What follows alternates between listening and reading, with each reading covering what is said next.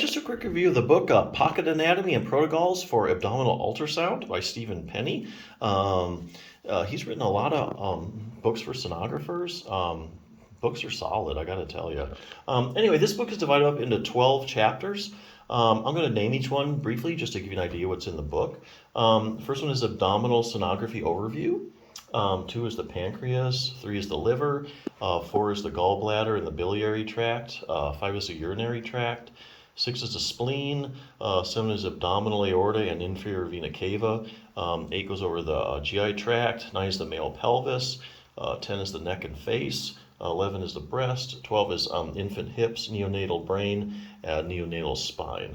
So a few key points, just to end. It's a very handy reference. It's got tons of pictures. I think it's organized very logically by the organs of the abdomen and the small parts. I think this is, honestly, I think this is good for both beginners and experienced professionals, to be honest with you. I think everybody can, will get something out of this. You go through school, you practice, you don't always remember everything, and sometimes you come across things you haven't seen in a while. It's good to have a reference. So yeah, if this sounds like something you're interested in, very good resource. Another good resource for sonographers I want to bring up really quick because it's such a big problem. In sonography, having work-related musculoskeletal disorders, you look at healthcare workers, sonographers are up there at the top with work-related musculoskeletal disorders. We're talking things like shoulder problems, elbow problems, things like that. Take a toll doing scan after scan after scan. So I want to bring up this good reference here, Easy Exercises and Quick Fixes for Sonographers with Pain.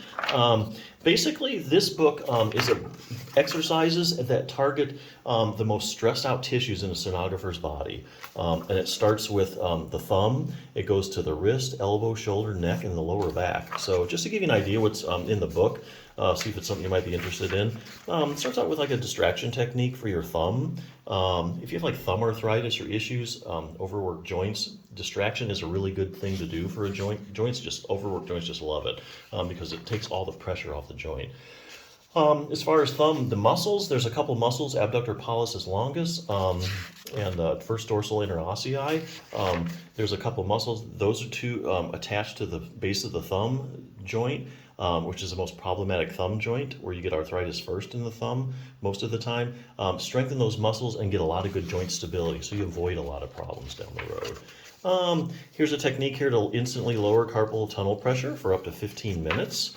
And if you do that frequently throughout the day, you can avoid getting carpal tunnel, which the whole problem is with carpal tunnel is increased pressure in there, causing changes in the tissues.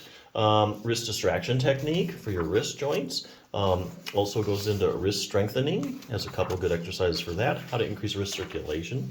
Spends a little more time on the wrist because the wrists are used so heavily. Goes into like contrast therapy where you alternate heat and cold. Let's see, also some massage techniques you can do at home, just a couple minutes at the end of the day, feels really good.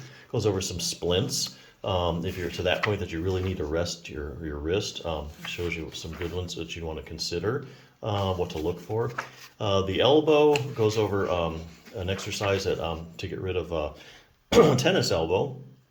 Shoulder has it has a lot of good stuff on the shoulder. Basically, we're talking rotator cuff strengthening. The shoulder is a very shallow ball and socket joint, and it depends heavily on the muscles to support the joint. That's unlike your hip. Your hip is a ball and socket joint too, but it's a deep ball and socket joint. So, it doesn't require the muscles really to hold it in place as much as the shoulder. Shoulder is very shallow. So mainly it relies upon muscles to hold it in place. If you don't hold it in place, like you're doing a lot of scans, you get muscle fatigue. The ball starts to migrate a little bit in the socket, sets you up for things like bursitis, tendonitis, a whole host of issues. The rotator cuff is the biggest stabilizer of your shoulder joint. Get a strong rotator cuff, avoid a lot of shoulder problems. And the shoulder works upon your scapula, which is kind of its base, so it gives you an exercise for that. Very, very thorough.